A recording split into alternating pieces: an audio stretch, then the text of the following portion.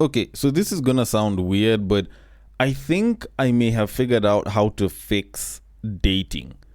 Okay, not necessarily fix it, but fix the dating situation that we seem to be complaining about, where we're talking about how the dating market is full of shit nowadays. Like, I feel like I may know how we can actually fix it. And I do intend on telling you guys what it is that I think might be the actual fix for this entire thing. And it sounds so simple, yet at the same time just feels like it was something that should have been known since day one, but it's just been there sitting under our noses. And that's what I want to speak about, tell you the process, why I came up with it, and you can see whether I'm chatting a bunch of shit or I might actually have some sense in all of this. But before I do that, I first need to have some manners and at least start, in a more sensible way because, I was raised a little bit better than that. So I might as well start with an intro whereby I normally say, welcome to the Breaktime Podcast, where I talk about love, sex, and relationships from a guy's perspective, as well as a bunch of other guy shit. The man on the mic is Sir Denver B. This is a shorter, less edity, no instrumentally version of the podcast where I give one topic, I talk about it, and I go raw.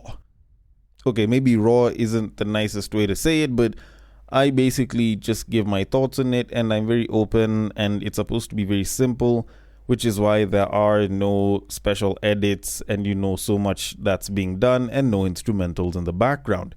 Basically stuff that I talk about whenever I'm on break. But, that's basically the whole gist of it. And as a result of that, the episode is usually shorter, just as a by the way. But that said, now that I've given the pleasantries and, the fact that I'm doing a shorter episode and all, let's get back to what it was that I was talking about. Me possibly having a fix for the dating market or for dating in general. How can I actually fix stuff? Now, I'm going to start by talking about where all of this started. Now, while I was on TikTok about a day before I recorded this episode, I stumbled across this video where someone was busy doing this whole debate of who should love more in a relationship. And the guy decided to go all, philosophical or, so-and-so predicted blah, blah, blah. And they said blah, blah, and blah.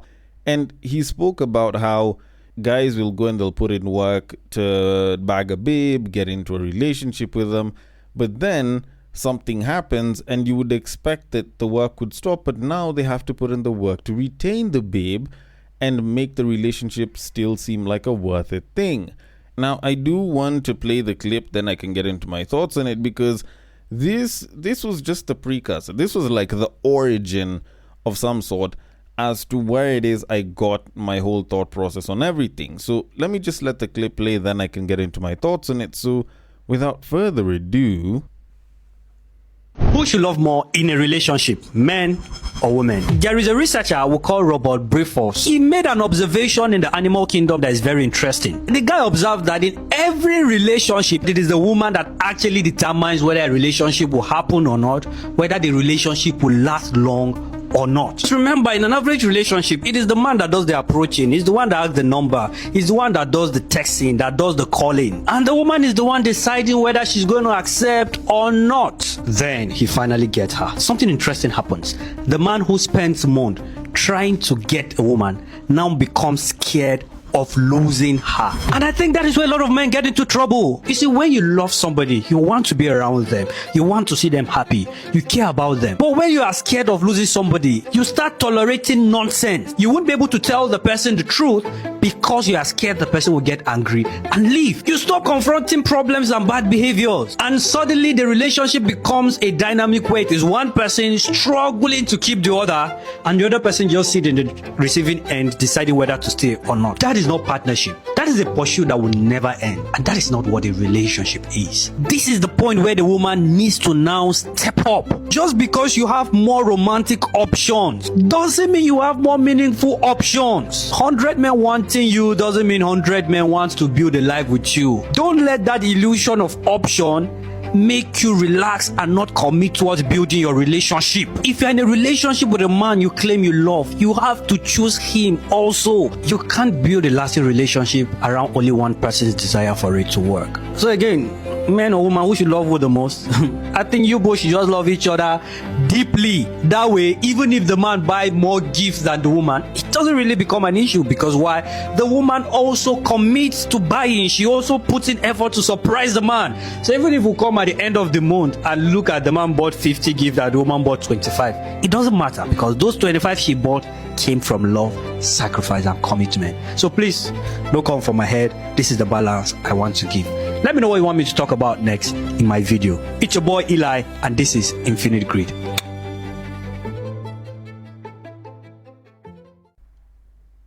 Okay. So particularly interesting thoughts there. The whole bit about the researcher who was talking about how, women control this and that. That was an interesting one. I do feel like I have, thoughts that might be different as opposed to that. Granted, I am a man, so, maybe, just maybe, I may be biased in how I look at it. But, like, that said, I feel like the whole who loves more or who should love more discussion is something that I've covered a couple of times on this podcast over the years. So, like, this one was one of those ones where I looked at what was being discussed, and originally I was about to shut it down and be like, this is a bullshit discussion. Like, I've had the discussion before and there's nothing new there. But I decided to listen to the entire thing, and to be honest, in as much as I like the conclusion that the guy had on, both of you should love deeply, blah, blah, blah, like, at the end of the day, I feel like it didn't really move the needle as much. Granted, it did move it in a positive direction.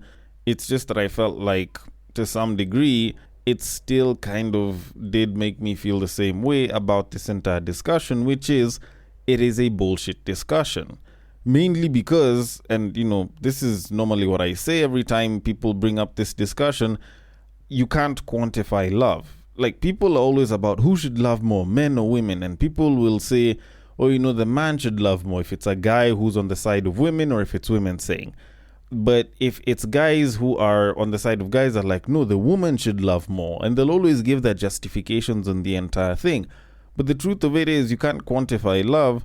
And as a result of that, most people run it by the assumption that is based off of how people express love to each other on a regular basis. So for the most part, it's mostly a bullshit metric because it's based off of assumptions that you can't really, really substantiate.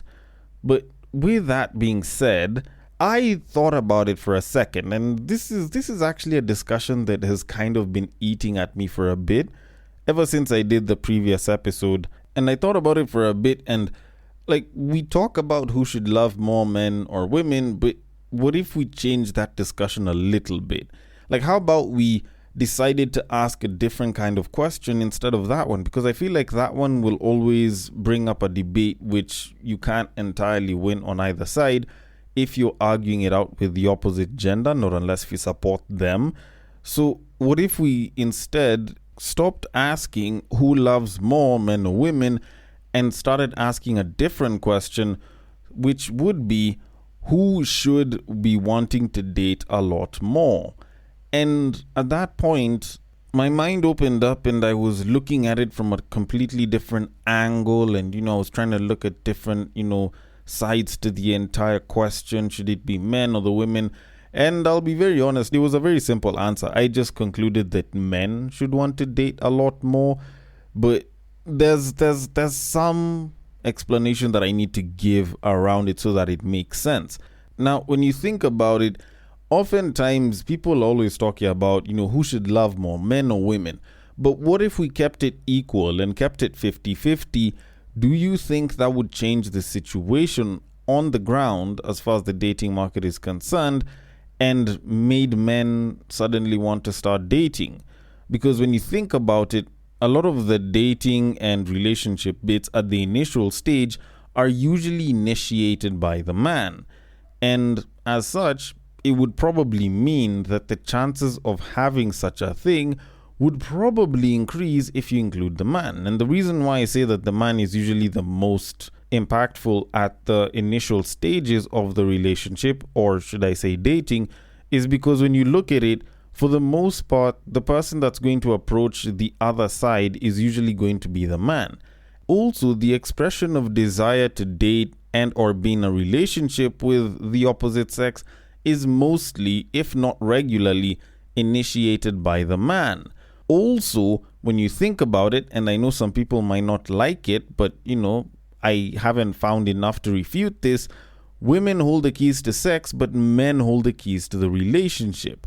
So, for the most part, there's a lot of that kind of means that men hold a lot of the power of whether you guys are getting into a relationship or not. Although, granted, I could be wrong about that one. So, when you think about it, the first major decision, the first major question or initiation when it comes to dating and relationships that is concerned is usually going to have to be initiated by the man, if not mostly by men.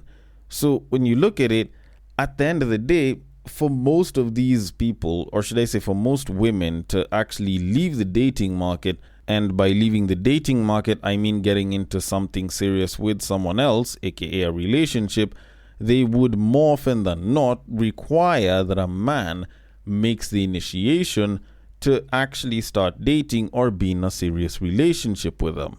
And as such, that is how I came down to the conclusion that for us to solve the big problem that is the dating market, men need to want to date a lot more than women, or at the very least, way more than they currently want to right now. And when you think about it like that, it kind of compacts it pretty well. But now the next question that comes is, how do we make men want to date a lot more than women do? Well, truth of it is, it's not like there's a complicated answer to this. It's actually quite simple. We need to make dating just look like a better alternative for men, as opposed to what the other side of that is. Because when you think about it, for the most part, it's not like you'll find your typical human being looking at a better alternative to something that they want, or to something, and they suddenly choose something that's not the better alternative, not unless if they have an emotional attachment or it just doesn't seem feasible. So for the most part, when I look at it, the best way that we can actually fix this is to just make dating look like a much better alternative. Now, how to do that is the question that's a lot more complicated, because you can now start to push it through social media and different forms of media that getting into a relationship and just having one girlfriend is a great thing as opposed to hoeing around, which I do think some people may have tried to do, but there is definitely quite a lot more work into it. It could be, more and more women saying that they won't sleep with a guy not unless if they're in a relationship. Like, there's a couple of different ways that people can try to push this out. But the truth of it is, not unless if we can create a situation where dating looks like a much better alternative as opposed to a guy staying single and fucking around the way he would like, for the most part, a lot of guys may not see it as a better alternative up until it gets to a point where it might be very hard for them to get it, and they may want some version of companionship, or they just get to a point where they actually feel like they don't really need any of the baggage that may come with being in a relationship. So to kind of conclude all of this that I've been trying to say, let me just finish by saying that the best way to get around the issue of dating is to go through the men. That is what I am trying to say. Like, that's quite literally it. We can have the singles events, we can try to make some sort of appeal here and there, and we can try to do some clever marketing. But at the end of the day, if we're not trying to target the men, then there's going to be a lot more single people crying about how the dating market is shit and how they can't secure a person, while there's most likely tons of guys that are out there that just aren't really all that interested in dating, yet they'd have made for very good potential partners. Although, then again, I could be wrong about this and I could be chatting a bunch of shit. So, I want your thoughts on it. The DMs are open on IG, it is at the breaktime_podcast. On Facebook, it is at the breaktime podcast. And on X, it is at Bagaka the D. Thank you so much for listening all the way till the end, and I will catch you guys on the next break.